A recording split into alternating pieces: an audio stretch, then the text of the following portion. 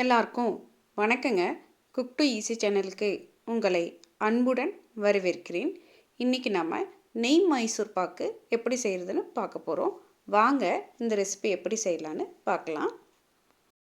மைசூர் பாக்கு செய்கிறதுக்கு ஃபஸ்ட்டு நம்ம அடுப்பில் ஒரு கடாய் வச்சுங்க. ஒரு கப் அளவுக்கு கடலை மாவு எடுத்துக்குங்க. அந்த கடலை மாவை நம்ம அந்த கடாயில் போட்டு வறுக்க போகிறோம். இப்படி நம்ம இந்த கடலை மாவை வறுக்கும் பொழுது அரை டீஸ்பூன் அளவுக்கு நெய் சேர்த்துக்குங்க. நெய் சேர்த்து நல்லா வாசனை வர்ற வரைக்கும் இந்த கடலை மாவை வறுத்து எடுத்துக்குங்க. மைசூர் பாக்கு செய்யும் பொழுது நம்மளுடைய கடலை மாவை வறுத்து எடுத்துக்கணுங்க. அப்போ தான் நம்மளுடைய மைசூர் பாக்கு நல்லா சாஃப்டாக நமக்கு கிடைக்கும். இது ஒரு சின்ன டிப்புங்க. இப்படி நல்லா வாசனை வர வறுத்த இந்த கடலை மாவை ஆற விட்டு ஜல்லடையில் நல்லா சலித்து நைஸாக கடலை மாவை எடுத்து வச்சுக்கணுங்க. நமக்கு கடலை மாவு ரெடி ஆயிடுச்சுங்க. இப்போ அடுப்பில் ஒரு கடாய் வச்சு எந்த கப்பில் நம்ம கடலை மாவை அளந்து எடுத்துக்கிட்டோமோ அதே கப்பில் 2.5 கப் அளவுக்கு சர்க்கரை எடுத்துக்கிறோம். எந்த கப்பில் நம்ம சர்க்கரையை அளந்தோமோ அதே கப்பில் 1 கப் அளவுக்கு தண்ணி நம்ம சேர்த்திக்கிறோம். இப்போ இந்த சர்க்கரை கரைஞ்சி நல்லா கம்பிப்பதம் வர வரைக்கும் நம்ம காய்ச்ச போகிறோங்க. நமக்கு சர்க்கரை பாகு ரெடியாகிற அதே சமயத்தில் நெய்யையும் நம்ம உருக்கி ரெடி பண்ணி வச்சுக்கணுங்க. எந்த கப்பில் நம்ம மாவு அளந்து எடுத்துக்கிட்டோமோ அதே கப்பில் 2 கப் அளவுக்கு நெய் நாங்கள் எடுத்துக்கிறேன். இந்த நெய்யை மிதமான தணலில் வச்சு உருக்கிக்க போகிறோம். சர்க்கரை பாகு நமக்கு ரெடி ஆகிட்டு இருக்க அந்த சமயத்தில் மைசூர் பாக்கை எடுத்து கொட்டுறதுக்காக ஒரு தட்டில் 1 டீஸ்பூன் அளவுக்கு நெய் விட்டு நல்லா ஸ்ப்ரெட் பண்ணி வச்சுக்கோங்க. மைசூர் பாக்கு செய்யும் பொழுது இதெல்லாம் நம்ம முன்னாடியே ரெடி பண்ணி வச்சுக்கணுங்க. ஏன்னா மைசூர் பாக்கு ரெடியான உடனே எடுத்து கொட்டிடணும், இல்லாட்டி அது கெட்டிப்பட்டுரும். அதுக்காக தான். சர்க்கரை பாகு ரெடியாகிற அதே சமயத்தில் நம்ம உருக்குன நெய்யில் கொஞ்சமாக நம்ம வறுத்து சலித்து வச்சுருக்க மாவில் ஊற்றி கரைச்சி ரெடி பண்ணி வச்சுக்குங்க. பாருங்கள், நம்மளுடைய சர்க்கரை பாகு ஒரு கம்பி பதம் வந்துருச்சு. நீங்கள் இது மாதிரி செஞ்சு பார்க்கையில் அது நூல் மாதிரி வரணும். இப்போ நமக்கு கம்பி பதத்தோட பாகு ரெடி ஆயிடுச்சு. பாகு ரெடியானதுக்கப்புறமா நம்ம அடுத்தடுத்த வேலைகளை வேகமாக செய்யணுங்க.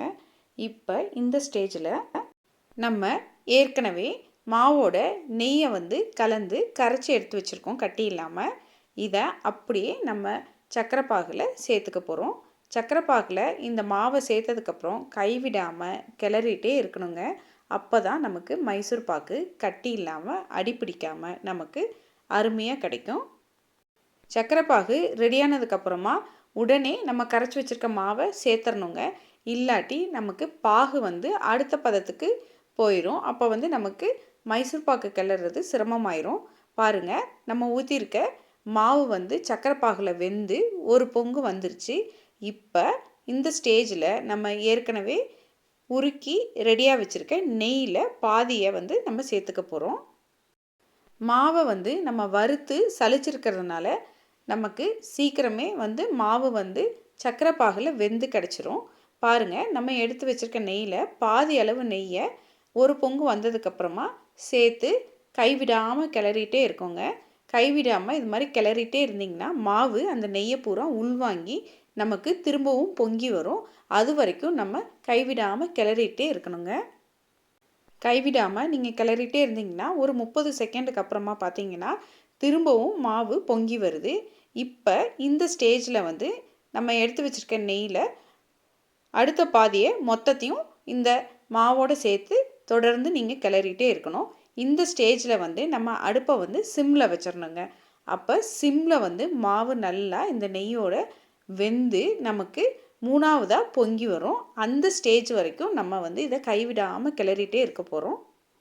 நெய் ஊற்றி தொடர்ந்து நம்ம நல்லா கிளறிட்டே வரும் பொழுது மாவு சர்க்கரை பாகோட நல்லா கலந்து வெந்து பாருங்கள், நமக்கு மைசூர் பாக்கு பதம் வந்துருச்சு.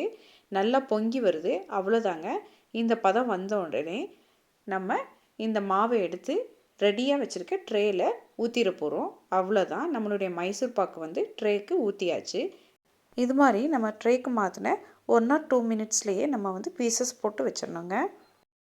மைசூர் பாக்கை நல்லா பீசஸ் போடுறதுக்காக கத்தியோட 2 புறமும் நான் நெய் தடவி வச்சுருக்கேன்.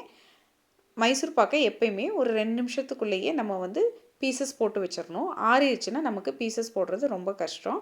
பாருங்கள், இது மாதிரி நீங்கள் நெய் தடவின கத்தி மூலமாக பீசஸ் மட்டும் போட்டு வச்சுருங்க. கம்ப்ளீட்டாக ஆறுனதுக்கப்புறம் நமக்கு வந்து மைசூர் பாக்கு எப்படி கிடச்சிருக்குன்னு நம்ம பார்க்கலாம்.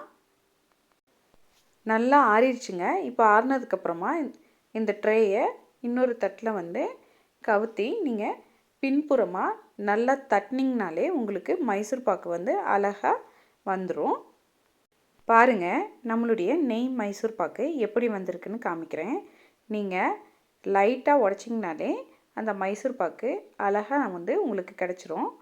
பாருங்கள், உள்ளே எவ்வளோ சாஃப்டாக நமக்கு வெந்து வந்திருக்கு. நீங்கள் வாயில் வச்சிங்கன்னா உடனே இந்த மைசூர் பாக்கு கரைஞ்சிருங்க. அந்தளவுக்கு நல்ல மிருதுவான மைசூர் பாக்கு வந்து நமக்கு கிடச்சிருக்கு. பாருங்கள், நம்ம வீட்டிலையே நெய் மைசூர் பாக்கு செஞ்சாச்சுங்க. அவ்வளவுதாங்க, நம்மளுடைய நெய் மைசூர் பாக்கு சூப்பராக ரெடி ஆயிடுச்சு. எப்பயுமே மைசூர் பாக்கு செய்யும் பொழுது நம்மளுடைய அளவுகள் வந்து கரெக்டாக இருக்கணும். 1 கப்பு மாவு, 2½ கப்பு சர்க்கரை, 2 கப்பு நெய், அவ்வளோதாங்க. இந்த 3 பொருட்களை வச்சுட்டு நம்ம மைசூர் பாக்கை சூப்பராக செஞ்சாச்சு. நீங்களும் இந்த மைசூர் பாக்கு ரெசிப்பியை வீட்டில் ஒரு முறை ட்ரை பண்ணி பாருங்கள். கண்டிப்பாக உங்களுக்கு இந்த மைசூர் பாக்கு ரெசிபி பிடிக்குங்க. உங்களுக்கு இந்த Mysore pak recipe பிடிச்சிருந்துச்சின்னா cook to easy சேனலை லைக் பண்ணுங்கள், ஷேர் பண்ணுங்கள், கமெண்ட் பண்ணுங்கள். மறக்காமல் குக் டு ஈஸி சேனலை சப்ஸ்கிரைப் பண்ணிக்கோங்க. வணக்கங்க.